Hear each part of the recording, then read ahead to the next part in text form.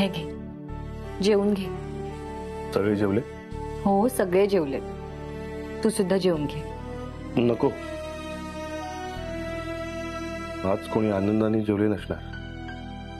मोठी बाई आणि बयाजींनी सांगितलं असेल म्हणून 2 घास घशाखाली उतरवले असतील सगळ्यांनी. किती ओळखतोस रे सगळ्यांना? हो ना.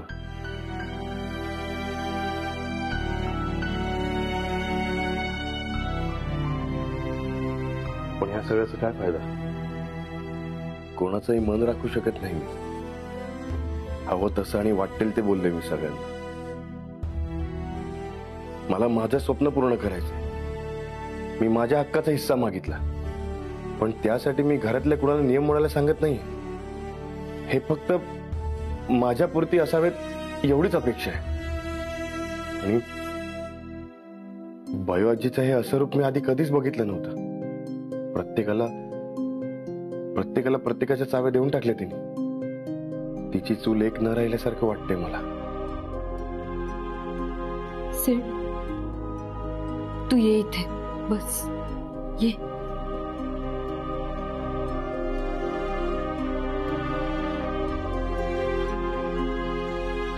सिड, शांत होतो. सगळं काही नीट होईल. घे, जेवून घे तू. सिड, आता तू स्वतःवरचा राग अन्नावर काढणार आहेस का? म्हणजे पुन्हा तू अन्नाचा पण अपमान करणार.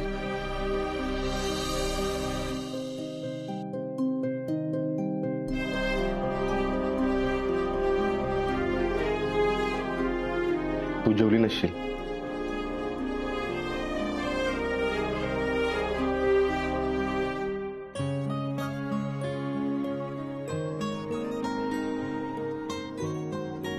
आता खऱ्या अर्थानं पोट भरलं माझं. ए, पण असं नाही. तुला सुद्धा जेवावंच लागेल. हे घे.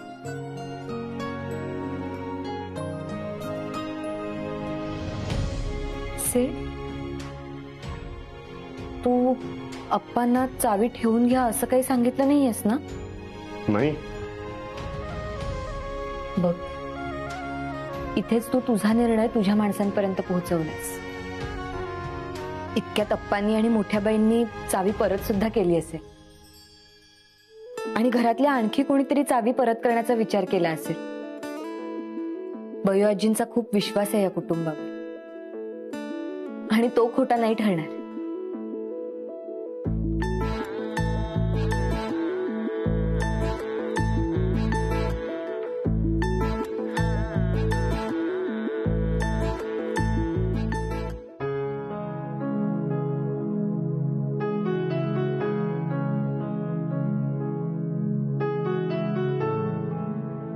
ही जमिनीची कागदपत्र, ही हिशोबाची वही.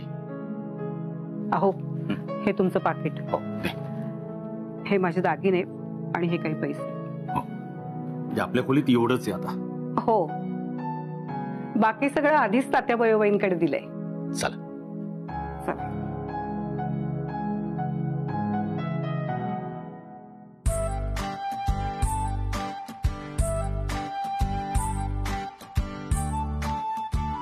तात्या, बय बय. तात्या, बय बय. काय रे अप्पा? अगं, आपल्या तिजोरीमध्ये एवढीच संपत्ती नाहीये. ही शेतीच्या कागदपत्रांची फाईल, हिशोबाची वही, हे माझं पाकिट आणि हे घड्या. आणि माझ्याकडे होते ते दागिने, तुम्ही दिलेली चावी आणि काही पैसे. अप्पा, सुमित्रा. बयोबाई, काही बोलू नकोस. हे सगळं तुमच्याकडे ठेवा. कॉलेजला जाणाऱ्या मुलाकडे कसं खर्चाला पैसे देतात ना, तसे रोजचे 100 रुपये फक्त देत जा. पण अप्पा, अरे आता तू मोठा झाला आहेस. तुला तुझा संसार आहे, तुझे व्यवहार आहेत, तुला मुलगा आहे, सून आहे.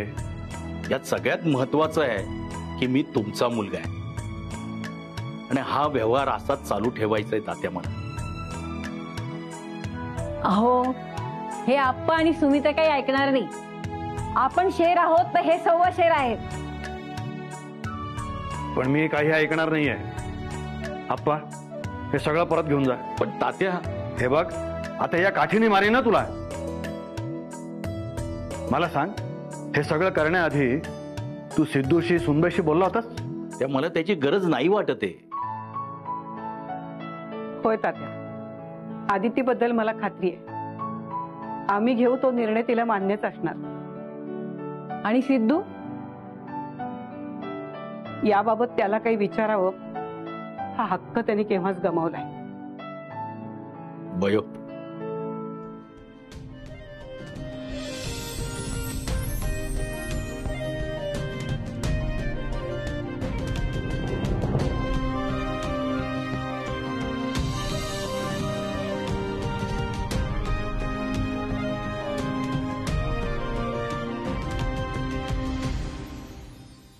किती गरम होतंय.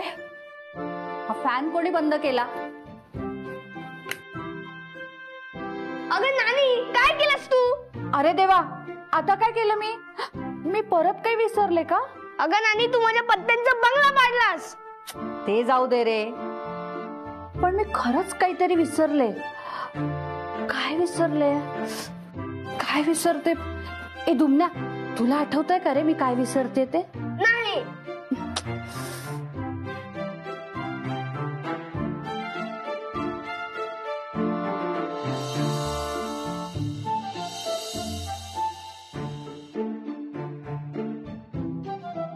हा, बयोबाईंनी दिलेली चावी. अरे ती परत नेऊन द्यायची त्यांना. ए अरे दुमण्या, काय एवढा गरमीत बसलाय तू? थांब, मी फॅन ऑन करते.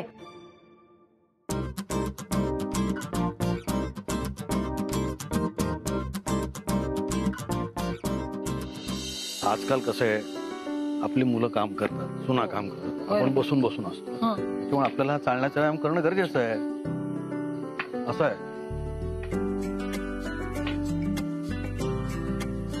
नाही नाही, अजून चालावं लागेल. थांबायचं नाही अजिबात. अहो, तुमचे व्यायामाचे नियम माझ्यावर लादू नका हो. तुला माझं ऐकावंच लागेल. हा? कुटुंबाच्या भल्यासाठी तू नाही का मुलांना चाव्या दिल्यात? मग तुझ्या भल्यासाठी जे काय आहे ते मला करू दे ना.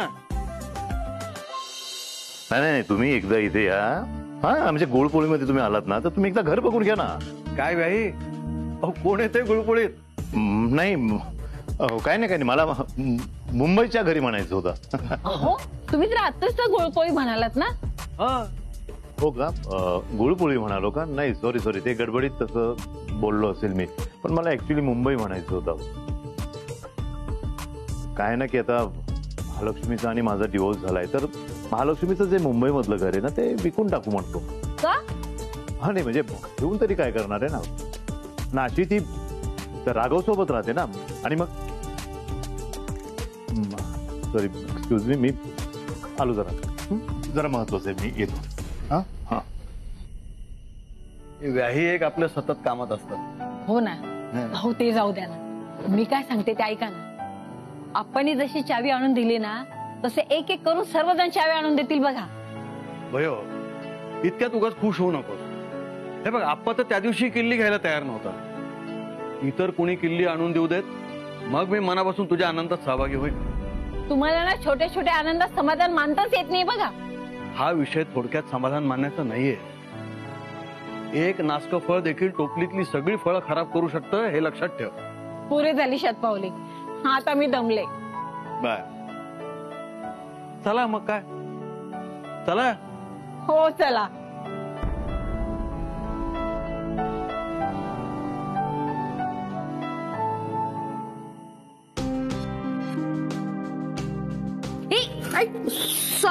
सॉरी.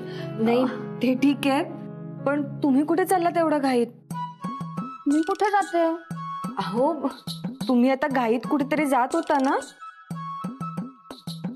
कुठे जात होते मी? अरे हो, हे काय? अगं, ही चावी आहे ना, बयोबाईंना द्यायला जात होते. हो, खरंच? नानी काकी, तुम्ही चावी घेऊन जाताय हे बघूनच खूप छान वाटतंय.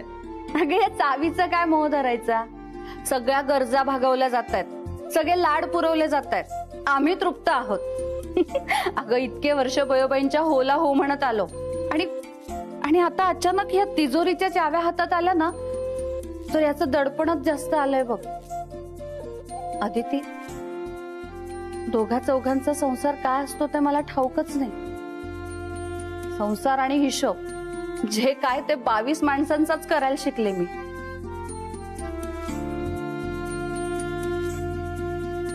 अगं अशी काय बघतेस? हा, ते मी आज न विसरता इतकं सगळं बोलले म्हणून की काय? नानी काकी, अहो तुम्हाला इतकं सगळं न विसरता भरभरून बोलताना पहिल्यांदाच बघतेय मी. काळजाच्या जवळचे विषय कसे विसरेन मी? बरं जा आता, चावी देऊन या, नाहीतर विसराल परत.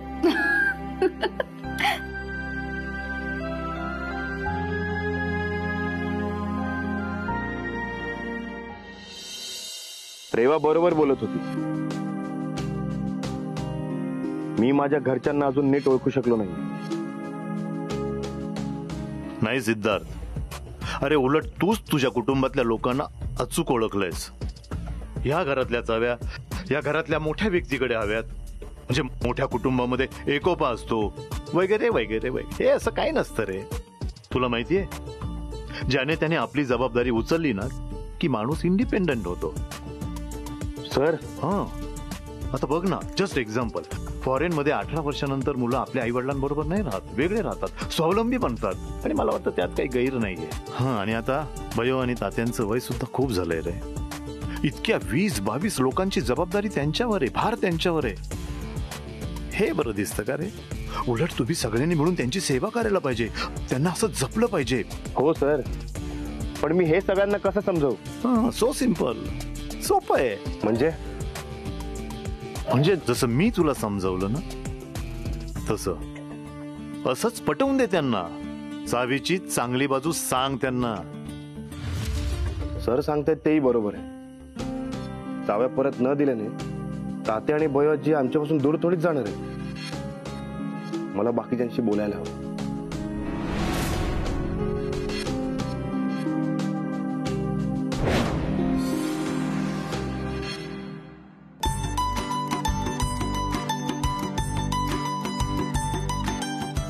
तात्या, बयोजी, नानी काकीने चावी दिली का? त्या चावी घेऊन निघाल्या होत्या. अगं 2 चाव्या आल्या सुद्धा. त्या बघ. काय तात्यासाहेब देशमुख, यावर आपलं काय म्हणणं आहे? मानलं हो तुला, म्हणजे नानालाही आपलं बंधन वाटत नाहीये. नानी, अगं तुला कोणी सांगितलं होता आगाऊपणा करायला? अगं चावी द्यायच्या अगोदर तू मला का नाही विचारलं? कोणती चावी? ते विसरलीस? अगं बयूने दिलेली तिजोरीची चावी. अय्या हो, ही चावी होय. अहो काय झालं, मी ना बयोबाईंनी ती चावी आपल्याला दिली आहे हेच विसरून गेले आणि सवयीप्रमाणे नेऊन दिली त्यांना. आणि मी काय म्हणते, काय करायची आपल्याला ती चावी? राहू देत ना बयोबाईंकडे. तू नको शिकू मला. मला माझं डोकं वापरता येतं. मी माझे निर्णय स्वतः घेऊ शकतो. काय ग, काय फरक पडला असता? ती चावी अक्षय तृतीयेपर्यंत राहिली असते आपल्याकडं, तर तिजोरीवर दरोडा पडणार होता का आग लागणार होती त्या पैशांना? हो काय बोलताय, जरा बरं बोला ना. बरं बोला? हा, काय बरं बोला? अरे काय चुकीचं बोललो मी? तर जा चावी आण मागून.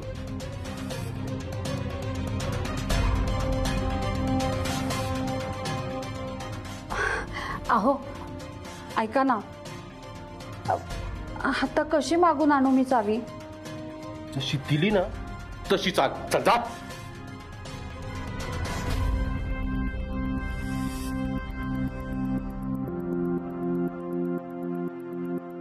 जो तो मलाच म्हणतो बरं बोला बरं बोला, पण हा नाना आहे ना सांगकाम्या नाहीये हे दाखवून देणार मी.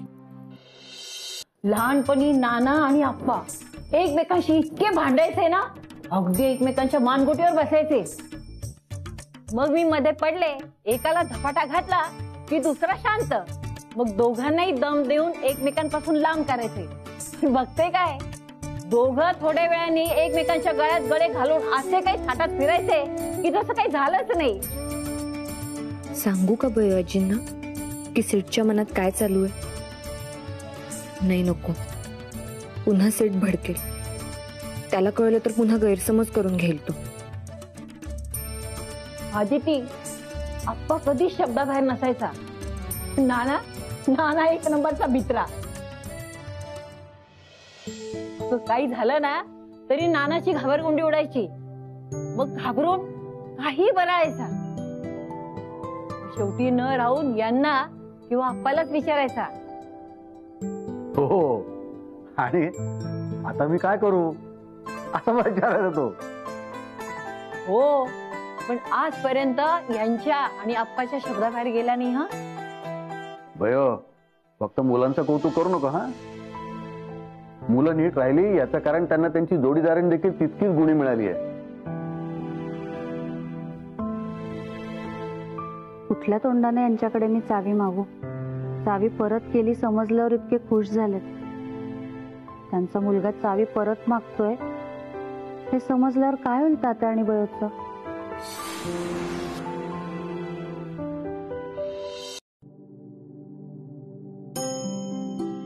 बयोजी, एका दिवसात 2 चाव्या परत आल्या. आता आजच्या दिवसातच उरलेल्या 2 सुद्धा परत येतील. हो, येतील सुद्धा. तुम्हाला खरंच वाटलं नव्हतं एका दिवसात दोन्ही चाव्या परत येतील म्हणून. पण अगं, पोरांना पण रुकरुक वाटत असेल ना. या चाव्यांचं ओझं वाटत असेल त्यांना. असं असतं तर त्यांनी चाव्या घ्यायलाच नको होत्या. तेव्हा तू दिल्यानंतर त्या परत करायला पाहिजे होता. तेव्हाच तर कुणी मागितल्या असत्या चाव्या तर गोष्ट निराळी होती. पण तू स्वतःहून द्यायला नको होत्या. अहो, कोणाच्या मनात असतं तरी काय वाटतं तुम्हाला? कोणी स्वतःहून चावी मागितली असती का? अहो, त्यामुळे आपल्याला कळेल की नेमकं मुलांच्या मनात काय येते. हो, आणि तात्या, कोणालाच या चाव्यांचा मोह नाहीये. बयो आजींनी स्वतःहून दिल्या म्हणून त्यांनी घेतल्या. त्यांचं सुद्धा मन खातच असणार ना. देतील सगळे चाव्या आणून. फक्त काही जण लवकर देतील, काही जण उशिरा देतील. अगं, हेच तर सांगते मी त्यांना. पण काय, मी चावे दिला म्हणून चूक केली याच्यावर साडून बसलेत ते. भयो, अगं सगळ्यांनी चाव्या दिल्या तर आनंदच आहे ना. पण चावी हातात पडली म्हणल्यानंतर कोणाला मोह नको व्हायला. काही कोणी मोहात पडत नाही. हो बघा, 2 चाव्या परत आल्यात ना. आता दोन्ही चाव्या पण लवकरच येतील. बयोबाई किती खुश आहेत. मी त्यांना चावी दिली तेव्हा सुद्धा किती खुश होत्या. तर कोणत्या तोंडाने त्यांच्याकडून चाव्या परत मागू? अक्षय तृतीयेच्या दिवशी गोडधोड करून घालेल सगळ्यांना. हा, आणि ते पण माझ्या हातचं बर का. हो, पण मला मनसोक्त गोड खाऊ देणार आहात का? पथ्य तर तुम्हाला पाळावंच लागते. काय काय ग नानी? हा, अगं तिथे दारातच काय उभी आहे? ये ना आत ये. हा, काय ग? काही काम होतं का? हो, म्हणजे चुकून आले मी इकडे. किचन मध्ये जायचं होतं मला. किचन मध्ये? नानी काकी, ही खोली आणि किचन 2 वेगवेगळ्या टोकांना आहे. हो का? काय नानी, अगं इतके वर्ष झाले संसार करतीये, आता घरातल्या खोल्या पण विसरायला लागलीस?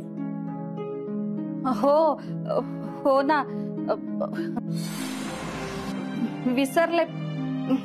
विसरले मी. आले म्हणजे जाते किचन मध्ये. नानी पण ना, काय काय गोंधळ करावी सांगताच येत नाही.